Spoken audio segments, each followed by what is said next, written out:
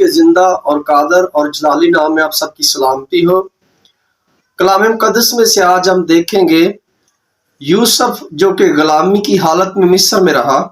آج ہم اس کے بارے میں جانیں گے اور اس سے ہم بہت کچھ سیکھیں گے، کیونکہ یہ وقت ہے آخری وقت ہے، اور آخری وقت میں ہمیں سیکھنا ہے تاکہ ہم اپنے یہوہ کے ساتھ رہ سکیں، اس کے کنگڈم میں داخل ہو سکیں۔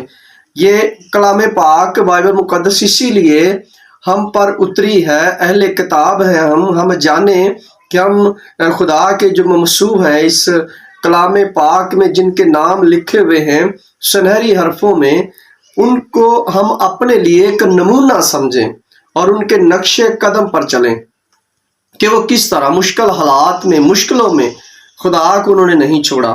تو جب انہوں نے خدا کو نہیں چھوڑا تو خدا نے ان کے عوض ان کو کتنا اجر دیا، اور کون سا اجر دیا۔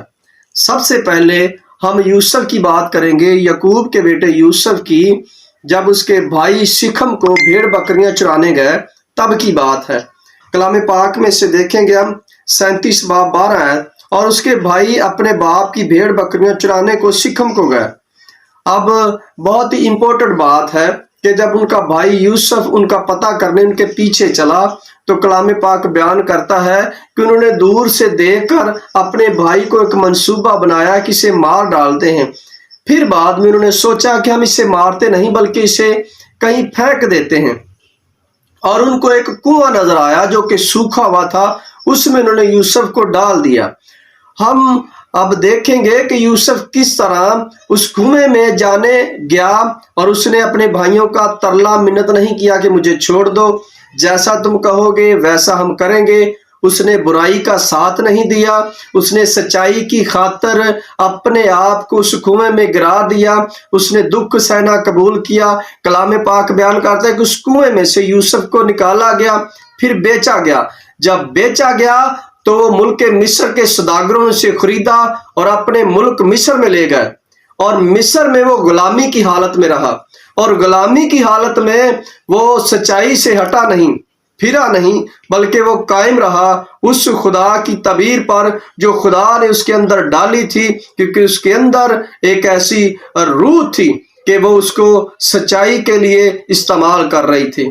کیا جب ہم مشکل میں ہوں، یا آج یوسف سے ہم سیکھیں گے کہ جب ہم مشکل میں ہوں تو کیا ہم مضبوط رہ سکتے ہیں، ہم کھڑے رہ سکتے ہیں جس طرح یوسف کھڑا رہا، مضبوط رہا۔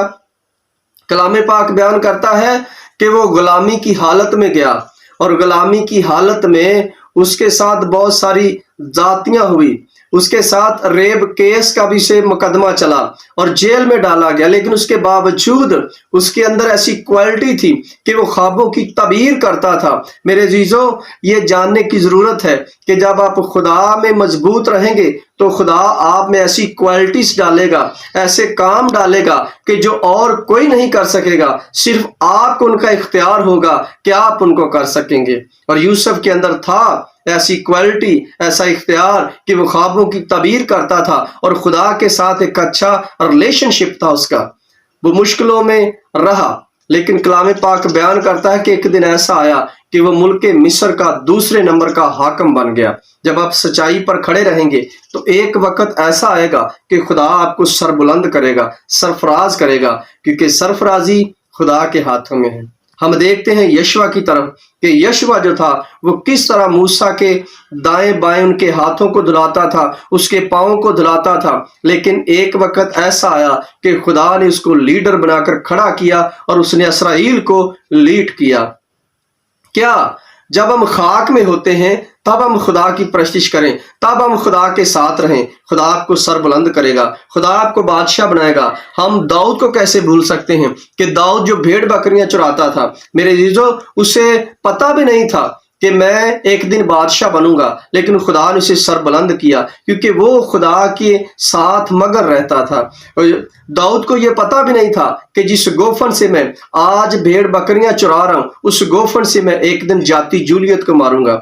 خدا کا جو آپ کے اوپر منصوبہ ہے ایک دن وہ پورا ہوگا، لیکن بات یہ ہے کیا آپ خدا میں مگن رہتے ہیں، آپ خدا میں چلتے ہیں مشکلوں کے باوجود۔ دیکھو कलाम पाक बाइबल मुकद्दस ये बयान करती है कि मुसीबत सादक पर भी आएगी और पापी पर भी आएगी, लेकिन बात यह है कि पापी हलाक हो जाएगा और सादक बचाया जाएगा।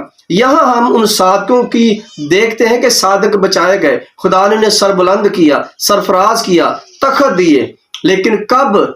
जब वो खुदा के साथ रहे, वो मजबूत रहे, अपनी जगह से हटे नहीं, अड़े रहे, खड़े रहे।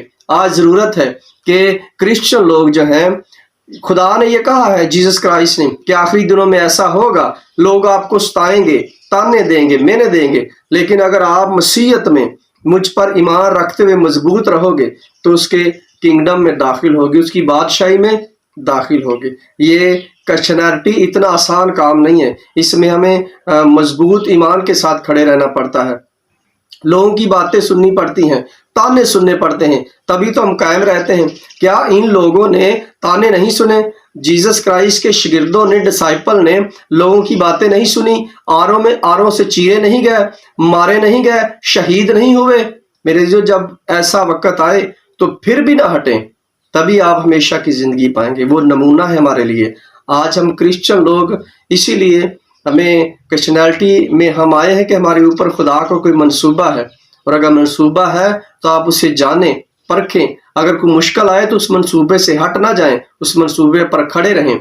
जिस तरह यूसुफ खड़ा रहा और वो मुल्क मिस्र का दूसरे नंबर का हाकम बना, आज वक्त है जब आप खड़े रहेंगे तो खुदा आपको बादशाह बनाएगा। खुदा इस कलाम के वसीला से आपको बरकत दे।